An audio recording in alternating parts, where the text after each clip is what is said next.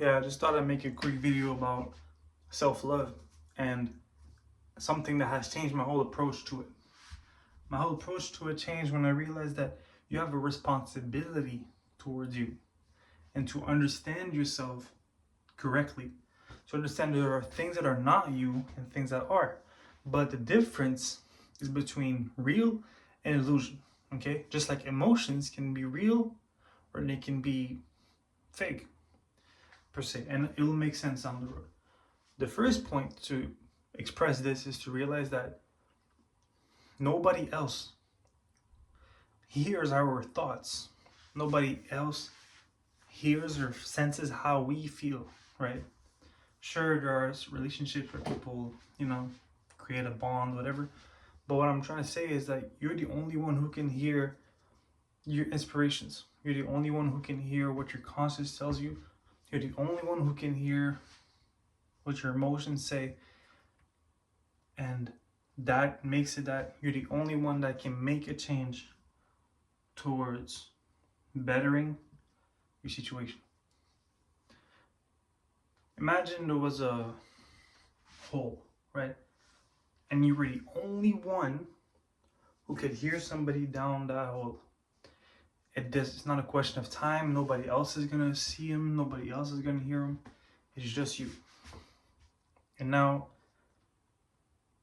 your call is to take steps to make sure that what this person says is heard. To make sure that what that person, expresses echoes into the world. You have a responsibility towards this person. You could also use the approach of looking at yourself as your own kid. If your own kid tells you that they are uncomfortable with this, comfortable with that, they're unhappy about this, unhappy about that, what changes would you make? And I'm talking to you, but this is also a reminder to myself. I'm not here to preach to you. The whole concept of self-love is to look at it that way. When you look at it as a relationship between you and some type of an origin, right? That you realize that connection there creates you. And that things that come and disturb that connection hinder you. They put you at risk. They don't put anybody else at risk. Nobody else can care as much as you. If you don't see the value in that, then who else is going to see it? And so we can start by making a list of the things that we are. We identify in life the things that are real by what we share, right? If I say this wall is pink, and you say it's white, and then the whole world says it's white, well, either I gotta prove that it's pink to everybody, or this is actually not pink. Pretty much as simple as that. When it is shared, it's real. When it is just you, it's fake. The point of me saying that is to say that there are emotions that we feel that impact other people. When you're positive, you're excited, you're in euphoria, blah, blah, blah. All those things will outpour from you into other people. But emotions such as emotions can be held on to. Emotions can be sort of manufactured, or feeling can be manufactured to give you a sense, to make you feel something. That's what drugs do. Drugs manufacture a feeling or allow you to hold on to feelings for that experience. And so we use those things to manufacture things that we only us feel, and that's why it makes us selfish. This life, when you look at it as the things that you truly are, who you truly are links you with other people. Who you truly are is a set of connections. And when you look at it as a set of connections, you realize that it impacts other people. When you realize that it impacts other people, and necessarily so, it's less about you. And now you have meaning in there. When you realize that you are somebody's son, somebody's brother, somebody's father maybe, right? all of those things make it that there is a meaning there, a shared meaning with somebody else. It makes it that there is a truth to it. That it's not about other people's behavior, it's about what does that mean to you, and where or how are you going to act in consequence of that. You see, there is a link with other people. That's a lateral thing. But there is my perspective about my position. That's a vertical thing. And so, real emotions are vertical, or you between you. How do you feel about who you are, your position, how you're acting on those things? And then there is the fake emotions. There is emotions that only involve you, only create an image of yourself for you, and it doesn't, it doesn't outpour into other people. It realistically only pours into you. You're actually taking from the outside world and using all that energy to create a feeling within you. And when you see the meaninglessness in that, when you see that there is no meaning in that, at all those times that you spend on drugs or watching porn or whatever it is that you're doing, drunk and all that, when you identify what is it that you're looking for in a real way, then you can change the means that you try to use to attain that. So if you find yourself, for example, some people are addicted to self-harm. Okay, go straight into the topics, the real topics. People are addicted to self-harm. The reason that people do this are many, right? But most cases, people seek for somebody to care. They seek for somebody to care on the outside because they fail to find it within or in a real way.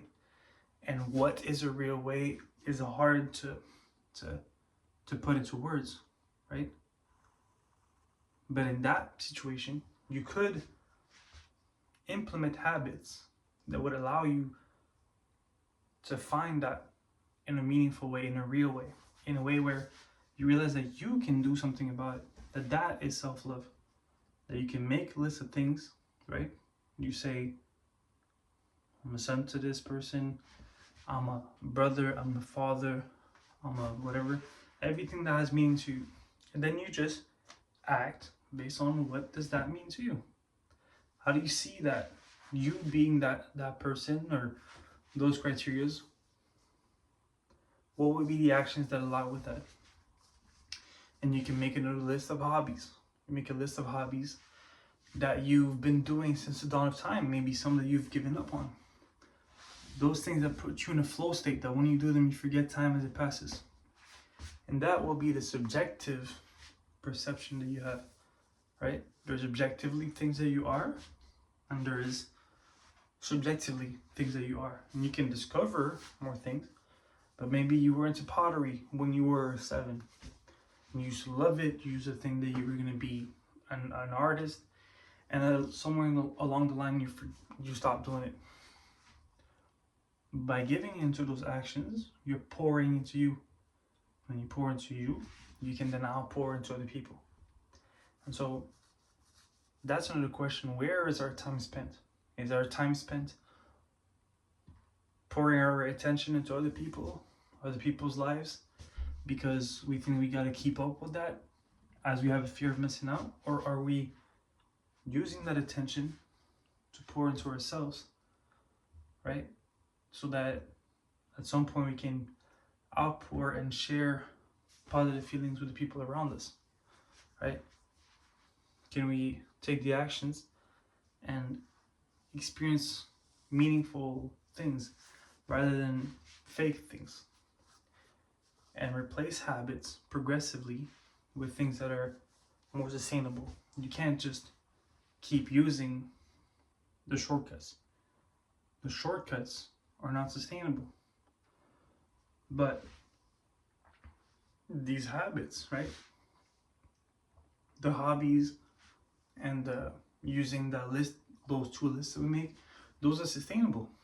Those, no matter what you have, you'll be able to do that. Right? Those are sustainable. They don't destroy you. They build you. That's the difference, right? Real, fake. Again, living life in a real way builds you up. Living life in instant gratification and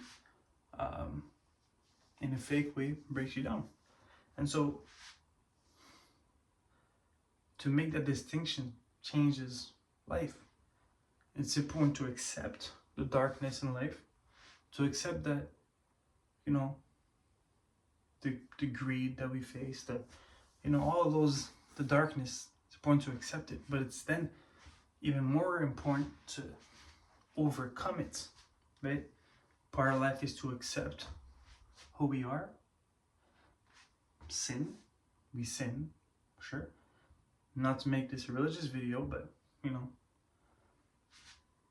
we are made of part of that, right? But then to overcome those things is our job. And that is the approach we can take to self-love. You have a responsibility towards you. You're the only one who knows what does that entail by making those two lists. And that is a way that you can create a more sustainable way to function into the world. Because unless you do, you'll keep destroying yourself, looking for things that are not real, because you're the only one that faces them or that experiences them. It is not respond to your responsibilities towards those other people who you share real bonds with. And not only that, but it's important to understand that those things are tools. The drugs, the content online, the self-harm are tools to feel something. So once you know that, you can start being more aware of it, and we can start to fall forward towards the outcome that we want. We want to live life in a more sustainable, we want to find more sustainable ways to go about finding this feeling. That's not, that does, you see, when I say it like that, it does not trigger shame. It does not trigger ego. It does not trigger embarrassment. You're just trying to find more sustainable ways to achieve the same results or something close to it, right? The best example for this is, let's say you love ice cream. You have an ice cream addiction, blah, blah, blah. Well, if I wanted to replace ice cream with something that would be just close to it, but allow me to not eat that much sugar and sweetness and fatness, I could go for frozen yogurt, right? There is a pain there, like something sucks a little bit, but that is tolerable. Way more tolerable than quitting ice cream as a whole, right? That's falling forward. Maybe frozen ice cream isn't the best option. Maybe the best option is nothing at all. But it's a fall forward. And then that is an approach we can use for everything. No matter what the tool is. Because we don't want to use the word addiction.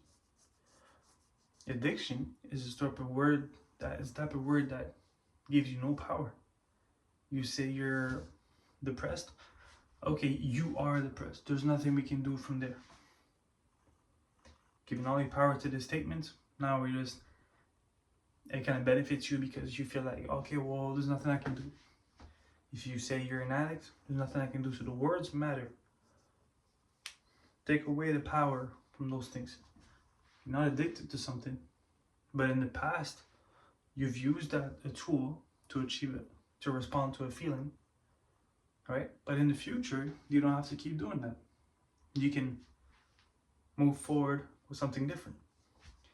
And so why this links with the question of self-love, right, is that sometimes addictions are not dramatic ones, but it can be different. Instead of being drugs, it can be cookies. But the pattern here is that they always or a tool to dilute ourselves. Overeating, oversleeping, over whatever. And it's to understand that you will always be a work in progress, no matter how you want to spin this. Even the people that you think are perfect, right? It starts with actions, then there's the work on the emotions, then there's the work on the thoughts.